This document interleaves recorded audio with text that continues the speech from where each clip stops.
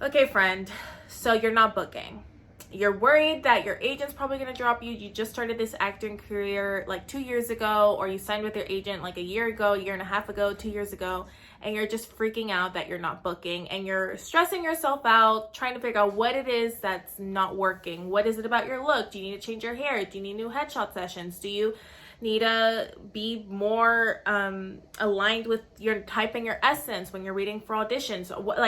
And all those things could play a factor as to why you're not booking. I really want you guys to understand the power of words and the power of your self narrative, and how even if you don't believe in manifesting is what they call it, or like religion or spirituality, the narrative that you tell yourself is still going to determine the actions that you're going to take in your life. So you're not booking.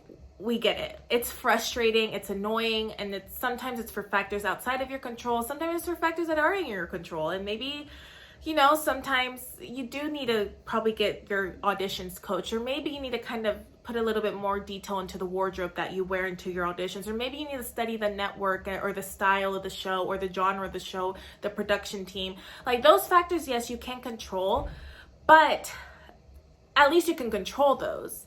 If you've done everything that you think you can, humanly possible, to put your best foot forward in your auditions, then you need to start changing the narrative that you tell yourself, that I'm not booking, I suck, my agents are gonna drop me. Like, y'all, this industry already has so much baggage, and we don't need to add more baggage to ourselves. We need to start taking care of ourselves, and we need to start treating ourselves like the talented, gifted actor that we are. And this isn't to kind of like be condescending or to like blame you for anything, because I fell into this trap. Like when I first started, I was such a, I have a video about being a pick-me actor, but I was such an actor that just wanted validation from my agents, wanted validation from casting directors, wanted validation to know that I was doing something right. But the more that I sought, the validation, and the more that I was striving to be what they want me to be, the further and the driest my auditions were, my callback, it's not a good framework. It's not the best position to be. You are going to book the roles, and I find peace within this, that whatever's meant for me by God will not pass me by, and you're exactly where you need to be, where you're at right now. And don't get so caught up in comparing and despairing, and oh well, my friend, like, she booked this, that, the other, and she was 3 months in when she started her career. Like, well, first off, like, there could have been any other factors in the world. Like, don't, and also, like, they're possibly, I don't know, but like, they're probably like a completely different type than you are, different type of casting. You can't get so caught up in the comparing, despairing, and complaining, and yeah, and I mean, there's nothing wrong with a good complaining sesh. Like, get that out of your system, rant it out, like, go on a tangent. Like, we get it, this industry can be a little frustrating sometimes, but what I did to go from an actor that was struggling and couldn't book to an actor that actually started booking, and this is to sound like stupid, I know you're gonna want to like log off this video and be like, oh, she's just another fraud. Like, no, like, this is really what I did. I went from going like, I'm not booking, I suck, I'm not talented, I'm never gonna make it, to I am booking, I am about to book something, a booking is on its way. I don't know what it is, whatever, but I just know it's on its way. Or I would say things like, I am a gifted actress, I am a talented actress, like, this industry comes to me. Like, I would say like these things, even though they could be delusional. Like, I would say these things to kind of let go of the resistance and trust the process, and also focus on my life, because I was getting so caught up with this and so about me, that I was like completely disregarding everything else in my life that also acquired attention, like my friendships, my relationships, my family, my finances, because I was just so caught up with me. And I guess what I'm trying to say, and I know this is going to sound probably like dumb for a lot of guys, but again, this is just what worked for me.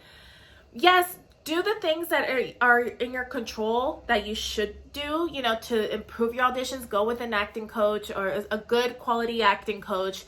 Do your research and be like, hey, these are my auditions. Can you like invest in the session? Be like, hey, these are my sessions from the last, 2 to 3 auditions I've had close calls with these. What do you think is not clicking? Like what can we fine tune and tweak? But then let it go. Literally just let it go. And I also will say, like, you don't attract what you chase.